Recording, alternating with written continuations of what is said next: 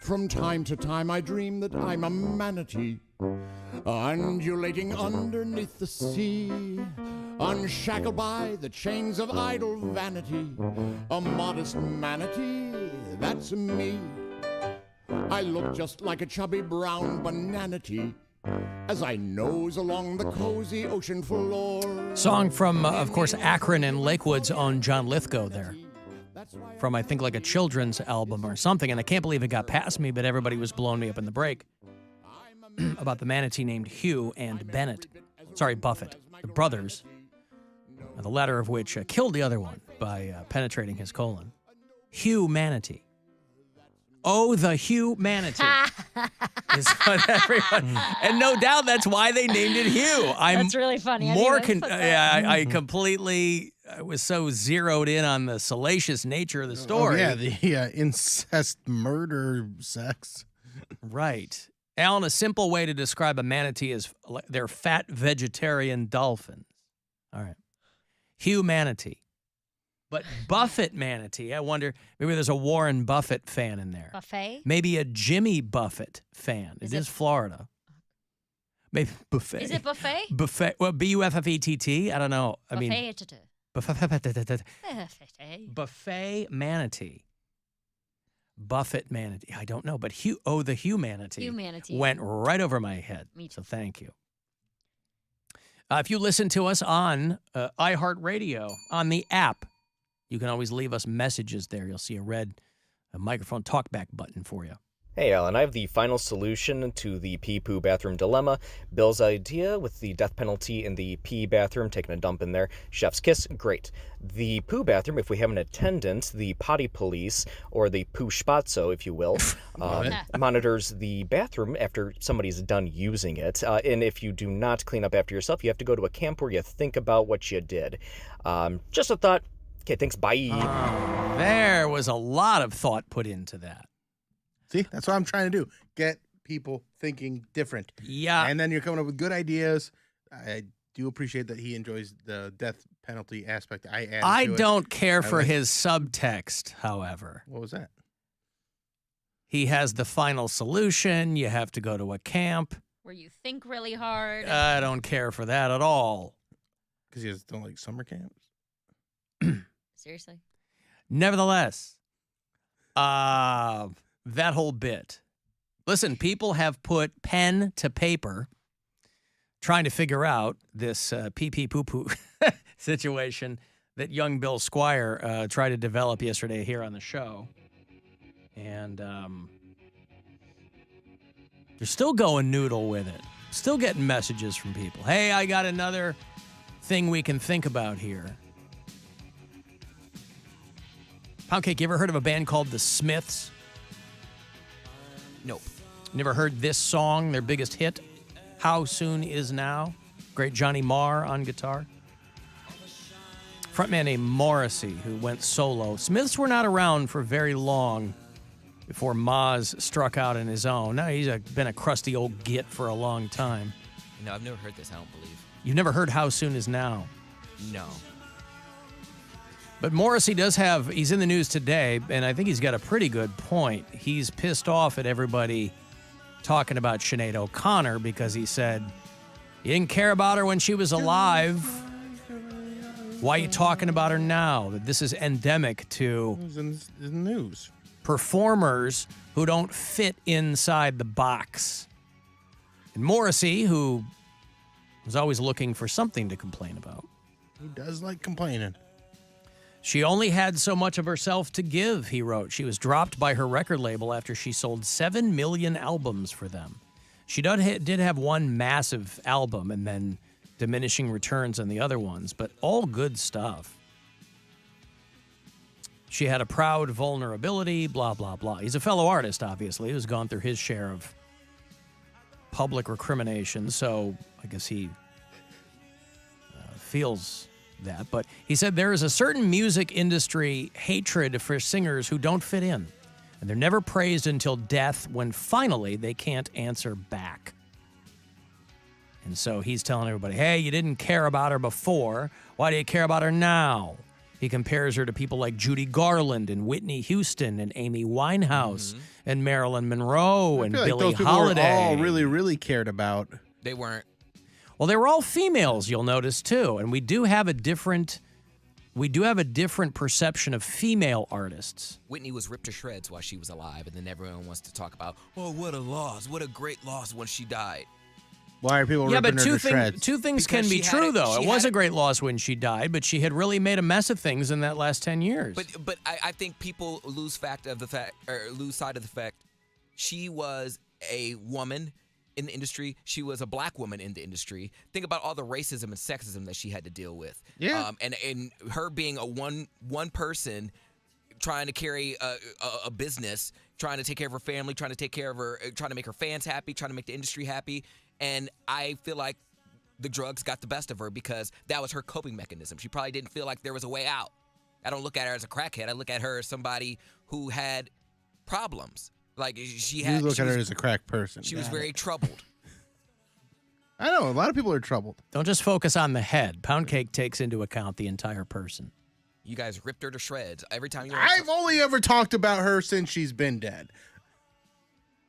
Yeah, Bill saved it for after. Yeah, Out of respect, so don't Cody. lump Out me of in respect. with these people. Don't lump me in with these people that had really nice things to say about her when I've really didn't even talk about her until you would bring her up, and then I'd be like, and I defended her. I said the crack smoking is part of the reason she should be in the Rock and Roll Hall of Fame. If you don't have anything nice to say, don't say anything at all. And Bill didn't for a long time until after she died. But does he get credit for that? And she no. don't care. She dead. She doesn't care. I guarantee. Do you When remember I'm watching dead, the I am national not going to care about whatever's happening. So I'll be dead. No, but I definitely want people talking about me after Ghost I World die. stuff. Ghost World problems Alan, to deal with. do you remember watching that national anthem live when she sang it? Yes. Do you remember like what you were doing? Well, you were watching national anthem, but do you remember? Yeah, I was watching Whitney Houston sing the Star Spangled Banner. That's what I was doing when Whitney Houston sang the Star Spangled Banner. You didn't fall in love with her then? You didn't fall in love with the voice after that? I liked Whitney Houston. My mom bought her albums. I heard a lot of Whitney Houston in my house growing up. My mom played all of her albums. So why are you so rude to her? I'm not rude to her. How am I rude to her? I feel like you belittle her image. And you What just- image? The image of her being the greatest voice of all time. Well, that's your opinion. That's not the image that I have. No one can belittle her talent. I think that you have to keep in mind, too, that on the part of the public, obviously the public has a very entitled view of artists. Hey, perform for me, right? The public, by and large, not talented, never wrote anything funny, can't carry a tune, never did anything creative. And so ironically, there's almost a resentment on the part of the public toward performers. And so when they die in a way like that, it's a double-edged sword because the public is like, yeah, look at that. But also there's a part of it where they're like, man, that sucks because I'm not talented like that. It would have been nice if she got it together. Would have been nice. Would And have some been people do great. and some people Yeah. don't. By the Florida Orchestra under the direction of Maestro Yaha Ling and sung by Grammy Award winner Whitney Houston.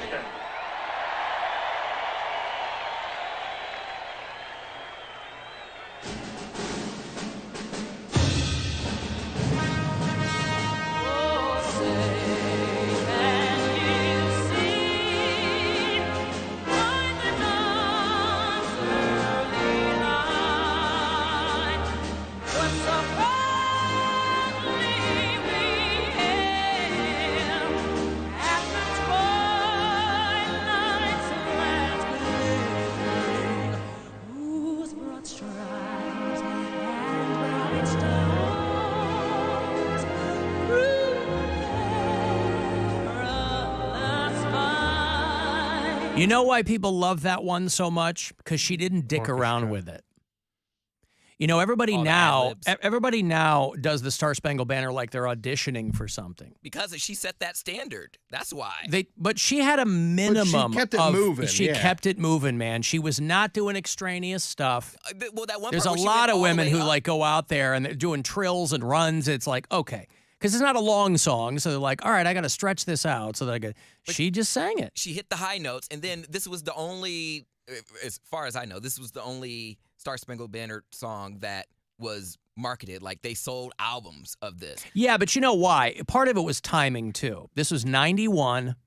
This is right when I was in college. This is right when the Persian Gulf War started. You weren't even born yet. So it was the timing of it was she was at the top of her game. It was a very patriotic Super Bowl. So like everybody had flags. It was just all the stars aligned to make it an iconic performance and time because they put it back out like after 9/11. They did, yeah. So it was very connected to that time. So I don't remember where I was. I mean, when's the Super Bowl? So February of 91? A Sunday night? I don't know. I was at home probably watching it, but I never cared about the halftime show or I just wanted it to be commercials and a decent game. And at 9 years old, I don't even know if I was that into football at that point. Do you know who played that year? The Super Bowl Bills. 25. The Bills and 25, is that the Giants? Giants won because the Bills missed the field goal. By 1 point. Yeah. The Giants won by 1 point. Both teams were 13-3 for the season. Bill Parcells was still coaching the Giants. Yeah. And the coach of the Buffalo Bills was Mary Levy. No, Marv Levy. Jim Kelly, Thurman Oh, Thomas. I'm sorry. That Those- must be Those a Bills typo. teams were real good. It was in Tampa. I don't know. The referee's name was Jerry Seaman. Nah. I don't know where I was for the Super Bowl in 19. I remember where I was when Enrico Palazzo sang the Star Spangled Banner.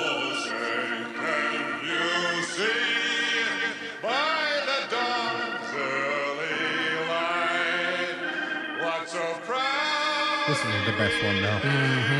The best one.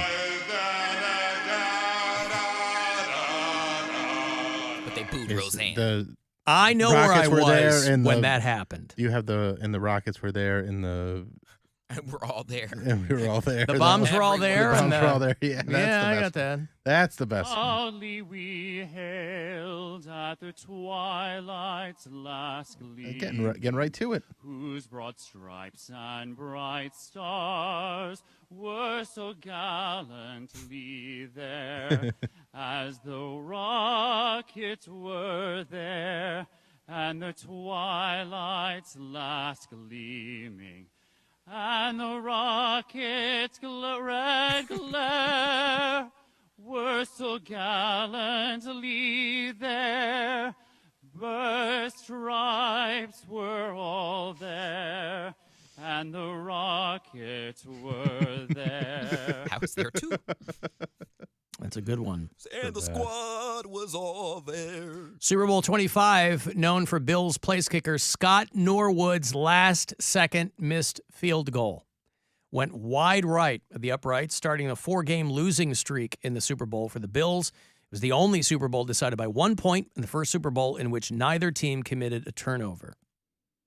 Scott Norwood, in the immediate aftermath, he was like Ray Finkel. He became, he was up there with Craig Elo, and I mean, just synonymous with sports F-ups. And They made Buffalo 66 based on him. yes. Yeah. And he had a pretty, he didn't have an auspicious time in the NFL. He played for somebody else. He played for like the USFL, right? Before I think the Bills grabbed him, he played for one of those other teams. It doesn't tell you much, but I think that's what, but Scott Norwood for a while. That name, boy, was mud. I don't even know if that guy's still alive. I know Whitney Houston is not. She is still, at least by this recording, dead. But what are you going to do? Damn, I Hope wish she springs wasn't. eternal. What's that? I really wish she wasn't. All right. Alan, as soon as you started playing Whitney, volume went right down. Can't stand that national anthem version. Can't stand her. Never liked her from day one. So, and I get so tired when Poundcake has to defend her and gets so upset about it. She's a crack whore. That's how she died, and that's the way it is. Get over it. Sounds like a Pennsylvania listener there. Crackhead. I turn it down. She's a crack whore. Why is she a crack whore, by the way? She was a crack addict. Crack whore. That feels intense and, frankly, unwarranted, right? Poundcake, she wasn't known for, like, she wasn't walking around. Whoring, right? She wasn't whoring. No, actually, quite No. the opposite. Married, only had one husband. There you go. Wanted Her to and the keep double him. B. And you got her hooked. That first taste was free, boy. But after that, Being Bobby Brown. I watched that reality show. That was being wild. Bobby Brown. Oh, it was so wild. It was so good. Are you saying boo or boo-earns? Trumps all the reality shows. I was saying boo-earns. And that was the premiere of being Bobby Brown. What? I said that trumps all the recent reality shows. Like, all the modern reality shows are nothing compared to being Bobby Brown. Not even Joe Schmo? Who's that? Remember the Joe Oh, Schmo yeah, Joe show? Schmo was good. Oh, my A God. wild one. Yeah, that was like 20 years ago. Hey, it's Joe Schmo, everybody. That was the one where it was basically they're going to date a millionaire, but he wasn't a millionaire. Is that what that one was? No, Oh, Joe that's Joe Schmo was the Millionaire. one where everyone else knows they're on a reality show or something, or right? They're all actors, and he's the only one who doesn't know. It was something like that. It was a hoax show, but he was the only one who didn't know. Or did he? Isn't there a Netflix show with James Marsden where it's the same thing? It's basically like a reboot of Joe Schmo, where there's the one guy, Jury Duty, yeah. where I everybody watched else an are episode of actors that. and Yeah, he it's doesn't pretty know. funny. I think it's on Tubi. Or Not to Be, the Shakespeare app. Yes. Yeah. Nailed it. Yeah. Well, because I remember after Joe Schmo, there was this show called Invasion Iowa. Does anybody remember Invasion Iowa? It was William Shatner, where he went to a little town in Iowa and said, I'm going to make a sci-fi movie here. Yeah, I remember But that it was one. all fake. Yeah. Yeah. And then there was Kid City or like Kid Town or something like that, where like, what if kids could just run things? And, Yeah. and they just, all the kids got Yep. sick. They took a Gummy Bears commercial and turned it into a show. And like the whole, they had like a little ghost town that the kids were staying in, and they just trashed it. And they're like, Yep. well, I guess this doesn't work out. I just remember she's on The Daily Show now, but there's a comedian named Desi Liddick, and she's super foxy. And I just remember she was in that Invasion Iowa. She was like the robot or something. And she's so cute. On the live stream, someone saying that Bobby Brown did not get her hooked on crack. Well, that's what she did they it herself. say. She's a strong, independent woman. Bobby Brown don't is need still no man. Bobby Brown is still taking the blame for getting her on drugs. Well, He might have not have gotten her hooked. He might have not gotten her hooked. I'm in the camp of she is a strong, independent woman that got hooked on drugs herself. It was actually her brother. Jim Houston. No. Humanity. Wally Houston. Damn you, humanity. Humanity Houston. First you get murdered by your brother perforating your colon. That's what you get for getting Whitney Houston hooked on the rock. Hugh Houston's a pretty hard name, though. I like that. Hugh Houston? Hugh Houston. I've got to take a break. I will have, you want to go see Glorious Sons? These guys are pretty good live. Coming in from L.A., do a show for you at the House of Blues right